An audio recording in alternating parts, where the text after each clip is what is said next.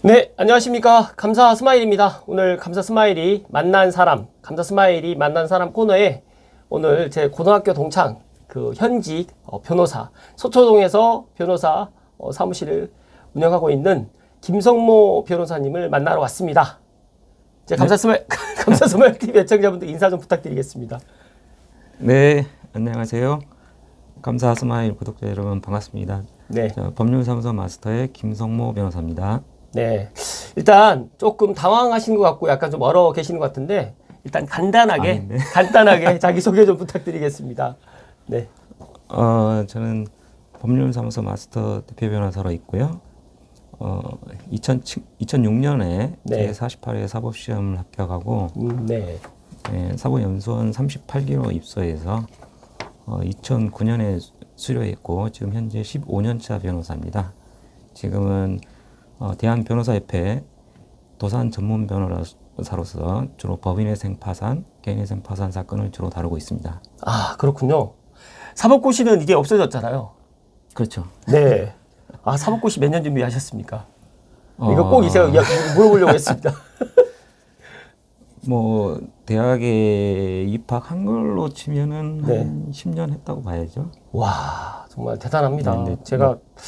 저는 공부를 못해서 아예 사법고시에 도전을 아예 하지를 못했는데 지금 제가 이렇게 유튜브 방송 하는 것처럼 만약에 제가 고등학교 때 했으면 제가 사법고시 한번 김성모 변호사님처럼 한번 도전했었을 텐데 아쉽긴 합니다. 충분히 됐을 때 가능성이 있어. 아닙니다. 아, 그렇다고 하면 도산법 전문 변호사가 뭔가요? 제가 이쪽 제 구독자분들이 모르실 수 있으실 것 같아서요. 도산법 전문 변호사. 네. 도산법이라고 하면은 약간 좀 생소하게 느끼실 수가 있는데 쉽게 말하면은 회생, 파산 사건을 네. 의미한다고 이렇게 이해하시면 될 것 같습니다. 변호사도 예를 들어서 뭐 상속, 뭐 이혼, 뭐 여러 가지 그런 분야가 다방면에 있는데 그 중에 하나의 이런 주특기를 갖다가 이 도산법 전문 변호사로 택하신 건가요? 네, 그렇습니다. 한 12여 년 전부터 네. 이쪽 사건을 시작했는데요. 네. 그때만 해도 이제 변호사들 중에서는 도산 사건을 전문적으로 다루는 변호사들이 많지 않았습니다. 그렇군요. 네. 네. 지금은 제가 이제 한 10여 년 정도 했기 때문에 네. 경험이나 이런 전문 지식 이쪽으로는 뭐 어느 변호사보다도 전문성과 실무 네. 능력을 겸비하고 있다고 자부하고 있습니다. 네네. 앞으로 제가 많이 협조나 도움을 갖다가 구할 것 같은데 일단 먼저 첫 번째 질문으로 제가 이렇게 지금 제가 A4지 3장으로 지금 이렇게 감사 스마일이 만난 사람 코너를 해본 적이 단 한 번도 없습니다. 항상 한 장으로 끝을 냈는데 역시 변호사님답게 이렇게 철저하게 또 준비를 해주셔가지고 다시 한번 깊은 감사의 말씀을 드리고요. 첫 번째 질문으로 회생과 파산의 차이점이 뭔지 궁금합니다. 뭐 많은 저희 애청자분들께서 회생 많이 들어보긴 들어봤는데 파산 선고받으면 끝나는 거 아니야? 이렇게만 생각을 하는데 큰 틀에서 한번 설명 좀 부탁드리겠습니다. 회생이나 파산 둘 다 기본적으로는 네. 경제적 재정적 어려움으로 인해 가지고 변제에 네. 이른 채무를 정상적으로 변제할 수 없는 네. 채무자를 채무를 감면해 주거나 네. 변제기를 유예해 줌으로써 네. 경제적으로 갱생시키는 제도라고 이렇게 이해하시면 되겠습니다. 그렇군요. 다만 이제 회생이라는 것은 기본적으로 계속적이고 네. 정기적인 소득이 있는 채무자에 대해서 변제기를 유예하거나 채무를 감면시켜주는 제도이고요. 네. 파산은 그와 반대로 정기적이고 계속적인 소득이 없거나 네네. 부채가 자산을 초과하는 채무자에 대해서 그 재산을 환가해서 채권자에게 배당해주고 네. 나머지 채무를 면책시키거나 법인의 경우에는 법인격을 소멸시키는 그런 제도입니다. 그러니까 법원에서 빚잔치를 대신해주는 제도가 네, 파산은 이제 아, 법원에서 빚잔치를 대신해주는 제도다. 그렇게 이렇게 생각하면 이해하시면 될 것 같습니다. 그래도 아직까지 좀 헷갈리는데 그렇다고 하면 회생은 주체가 법인이냐 개인이냐에 따라서 이제 나눠지는데 개인 중에서도 담보 채무가 10억을 초과하거나 또 무담보 채무 10억 원을 초과하는 경우에 개인 채무자에 대한 회생 절차를 실무적으로 일반 회생이라고 또 부른다고 하는데 야, 여러 가지로 너무너무 어려운 것 같아요. 저는. 그러니까 저는 이 회생과 파산에 대해서 이제 알고는 있지만 이걸 실질적으로 해본 경험이 없다 보니까 또 상당히 또 어렵다고 생각하고 추가적인 질문인데 회생 파산이 정말 많다고 들었는데 사실 정말 최근에 그렇게 많아졌나요? 네, 지금 금년 들어서 네. 회생 파산 사건이 매우 많이 증가했습니다. 아, 그래요? 제가 네네. 대법원 네. 도선 사건 통계를 확인해 봤는데요. 네네. 올해 8월까지 집계 결과 네. 작년에 비해서 회생 파산 통합해서 21.36%가 증가를 했습니다. 네, 그 중에서 개인 회생의 경우에는 40.94% 증가했고요. 네네. 그러니까 작년 57,291건에서 네네. 올해 지금 87,748건으로 증가했습니다. 아, 개인 파산은 약 0.18% 증가했는데 네. 법인 파산의 경우에는 작년 652건에서 1,034건으로 58% 이상 늘었고요. 아, 그, 정말 많이 늘었네요. 일반 네. 회생 사건, 네네. 아까 담보 채무가 예. 15억을 초과하거나 네. 무담보 채무가 10억을 초과하는 네. 일반 회생 사건은 258건에서 389건으로 50.78% 증가했습니다. 아, 그다음에 법인 회생 사건, 네네. 법인 회생 사건도 398건에서 652건으로 63.82%가 증가한 것으로 이렇게 나오고 있습니다. 그렇다고 하면 이렇게 변호사님 생각하시기에 이렇게 그 회생과 파선이 이렇게 늘어난 정말 왜 이렇게 늘어났는지 뭐 이거는 예상 질문에 없지만 왜 이렇게 늘어났을까요? 살기 힘들어져서 늘어났을까요? 기본적으로는 이제 코로나 때 아, 네. 이미 네. 상당히 어려운 부실 기업들이 많이 있었습니다. 아, 그런데 이제 정부에서 네. 재정적으로 대출 채무를 연장해주고 보증 기한을 연장해주는 이런 정책들을 시행함으로써 네. 이미 회생을 신청했어야 될 기업들이 이제 신청을 하지 않고 네.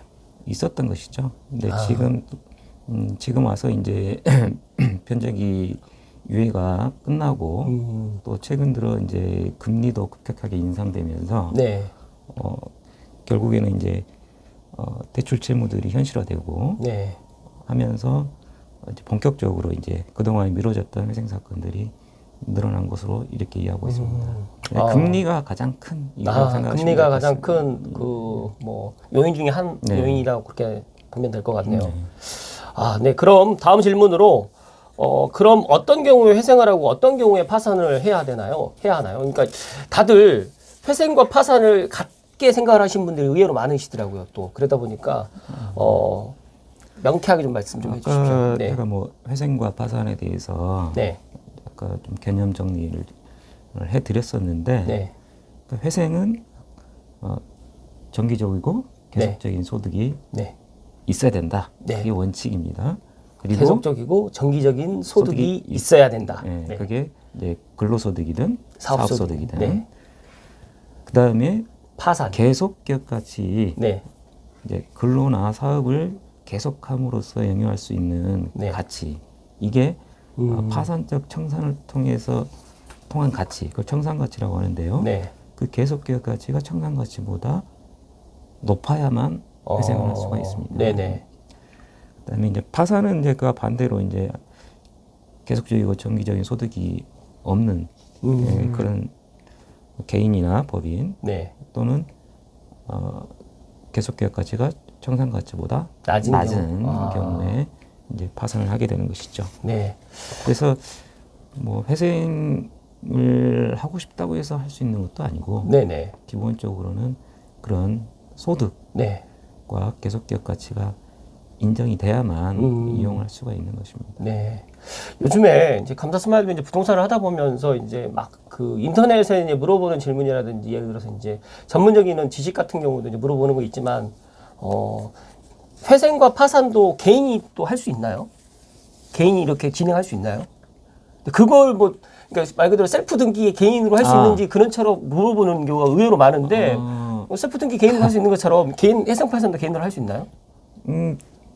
자기가 공부해서 네네. 할 수도 있겠죠. 네네. 근데 매우 그렇군요. 쉽지 않겠죠. 쉽지 않죠. 네, 네. 왜냐하면 이제 개인 회생이든 네. 개인회생만 관련해서 말씀드리자면 네. 변제계획안이라는 걸 작성을 해야 되는데 예, 네. 일단 그게 매우 어렵습니다. 그리고 법률적인 개념이라든가 이런 것들을 다 이해하고 네. 절차에 맞는 서류들을 다 작성해서 낸다는 것이 여간 어려운 것이 아니기 때문에 네. 전문가의 도움을 받는 것이 낫습니다. 네, 여기서 추가적으로 이제 감사 스마일이 꿀팁을 하나 드리면, 전문 변호사, 김성모 변호사, 서초동에 있는 마스터 대표 변호사님을 꼭 찾으시면 되고요. 감사 스마일 TV 애청자분들께 만약에 제가 방송 마치고 난 다음에 만약에 회생 및 파산 관련해가지고 만약에 김성모 변호사님 찾는데 감사 스마일 TV 애청자 및 구독자다라고 하시게 되면 조금 할인 혜택이 좀 있나요? 할인 혜택 있나요? 네, 할인 혜택 주신다고 하니까 전문 변호사에게 상담 받으시고 그렇게 진행을 하게 될 경우에 회생과 파산을 갖다가 또 잘 진행을 할 수 있다는 감사스마일의 또 꿀팁도 아울러서 전해드리고요. 그 다음 질문으로 최근 고금리가 지속되면서 연끌로 주택을 구입했던 2030 세대가 상당히 고통을 받고 있다고 하고 있고요. 또 경매로 나온 물건도 늘고 있다고 하는데 이와 관련해서 회생 파산 상담도 많이 늘지 않았을까요? 네. 재작년 하반기부터 네. 실제로 2030 네. 연끌족들, 네. 연끌로서 주택 구입했던 분들의 회생 상담이 굉장히 많이 늘었습니다. 그래요? 네. 대부분 이제 저희가 이제 금리 인상이 코로나 이후에 이제 본격화되었지 않습니까? 네, 맞습니다. 네. 네. 그러니까 금리가 뭐 1% 후반 정도에 있다가 네. 뭐 3%, 4% 이렇게 네. 인상이 되다 보니까 체감적으로는 뭐 2배, 네, 한 3배 정도 가까이 네, 그렇죠. 이렇게 되다 보니까 자기 소득에서 네. 원리금 상환을 하다 보면 사실 생활비 자체가 부족한 네, 그렇죠. 그런 상황들이 많이 있었고 그런 분들이 이제 도저히 못 견디고 개인회생 신청을 할 수 있는지 네. 이것을 많이 문의를 했고요. 네. 특히 이제 아무래도 이제 연끌로 집을 구입했다 보니까 네. 그 집은 꼭 좀 지키고 싶은 그런 욕망이 또 있는 거예요. 그렇죠. 그래서 네. 이제 집을 지키면서 회생을 할 수 있느냐 이런 문의가 가장 많았죠. 제가 공교롭게 지난주에 그 DMC의 승부동산 이승민 대표님과 방송을 찍으면서 2030 세대 부동산 트렌드 이야기를 했어요. 그런데 그때는 부동산 그런 좀 좋은 쪽, 그러니까 이런 회생 파산 이야기를 한 게 아니라 코인으로 20대가 부자가 돼가지고 100억짜리 건물 사고 막 코인으로 갑자기 주식으로 부자 되기보다는 코인으로 부자가 돼가지고 정말 아파트 사고 막 이런 이야기를 하다가 갑자기 지금 이제 우울하게 지금 연끌 주택 고금리로 해서 이제 이렇게 다운됐다고 이야기를 하니까 약간 조금 좀 아이러니한데 추가적인 질문을 제가 하나 해드리겠습니다. 그런데 집을 그대로 소유하면서 회생을 하는 제도가 있는가요? 저는 이거 처음 들은 이야기인데 이게 있나요? 이런 제도가? 예. 네. 그 이제 회생을 하다 보면은 네. 결국은 자기가 가지고 있는 자산은 매각해서 네. 변제 재원으로 사용을 해야 되거든요. 네, 그러다 그렇죠. 보면은 이제 담보로 잡혀 있는 부동산, 특히 주택 같은 경우에도 결국은 매각을 할 수밖에 없게 되죠. 네. 그렇게 되면 결국은 그 채무자의 주거 안정이 보장이 되질 않는 거예요. 네. 이런 문제점들이 이제 많이 대두되다 보니까 2019년에 이제 서울회생법원에서 네. 이에 관련된 대책을 내놨는데 그게 바로 이제 주택담보대출 채무 재조정 프로그램이라는 것입니다. 이제 이거는 기본적으로 개인회생 기간 보통 이제 3년에서 5년인데요. 네. 이 기간 동안에는 가용소득에서 네. 담보채무의 이자와 네. 개인회생 채권만 변제를 하고 그 변제 기간 동안 변제를 다 완료해서 네. 개인회생 절차가 종료하게 되면 그 이후에 이제 담보대출금의 원리금을 균등상환 변제하는 그런 제도입니다. 다만 이제 이 제도는 뭐 모든 채무자들이 다 사용할 수 있는 것은 아니고 이용할 수 있는 것은 아니고요. 네네. 주택 가격이 6억 원 이하이고 네. 부부 합산 소득이 6천만 원 이하여야 됩니다. 그리고 또 무엇보다 그 담보채권자가 네. 이 제도에 대해서 이 제도를 이용하는 것에 대해서 동의를 해야만 합니다. 그러면 이 6억 원이라는 게 공시지가인가요? 아니면 실거래가인가요? 시가로 시가인가요? 아, 그러면 지금 서울에 있는 주택 가격이 다 6억이 다 넘는데 이거는 거의 서울에 있는 주택은 힘들 것 같고. 지금은 사실 좀 쉽지 않다고 봐요. 이런 제도가 있으나 무의미한 그런 제도다라는 또 생각이 들고, 또 부부 합산 소득이 또 6천만 원이면 제가 봤을 때 경기도 외곽도 지금 그러니까 6억 이하의 시가로 따지게 되면 참 애매한 게 걸릴 수도 있고 그렇게 또 되겠다는 그런 생각이 그러니까 아무래도 네. 이제 뭐 연끌했던 분들이 사실 고가주택을 매입한 것은 사실 또 아니고요. 또 그렇죠. 지금 또 다시 주택가격이 또 많이 또 네. 조정을 받고 있기도 하고 있기 때문에 네. 제가 상담했던 분들은 다 또 공교롭게 뭐 5억, 4억, 4억, 이런 이제 소규모 아파트 이제 구입했던 분들이었어요. 그렇군요. 네. 아무튼 또 이런 제도가 있다라는 또 이야기를 해주셨는데 저도 모르고 있었던 사실이고, 추가적으로 만약 이런 제도가 만약에 조금 더 보완돼서 나온다고 하면 더 좋을 것 같다는 말씀을 또 추가적으로 드립니다.